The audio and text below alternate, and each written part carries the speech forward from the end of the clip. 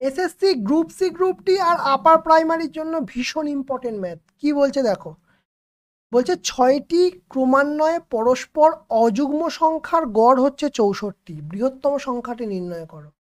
সবচেয়ে মজার বিষয় কি জানো, এটা করতে গেলে কিছুই করতে হয় না, 64 এরপরে 3টে, তার মানে আমার আনসার হয় 69। কিভাবে হচ্ছে দেখো, ছটা তো, কি বলেছে ছটা, 1 2 3 4 5 6, ছটা, তাহলে এখানে 6টি বলেছে। ঠিক আছে, তার মানে যে গড়টা হবে সেটা নিশ্চয়ই মধ্যেখানের কোনো একটা জায়গায় হবে, ঠিক কি না?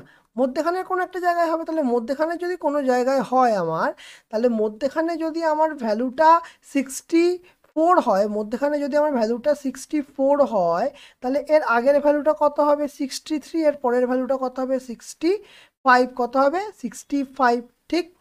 তাহলে এর পরেরটা কত হবে, অযুগ্ম বলেছে, তারপরেরটা নিশ্চয়ই হবে 67, তারপরেরটা কত হবে 69। ব্যাস, আমার বৃহত্তম চেয়েছে, ক্ষুদ্রতম বললে এদিকে করে নিতাম, বৃহত্তম চেয়েছে তাই আমার 69 অ্যান্সার হতো। তাহলে বলো অঙ্কটা সোজা কিনা? আর এরকম আরও আপডেট পেতে আমাদের চ্যানেলটাকে সাবস্ক্রাইব করে রাখতে হবে।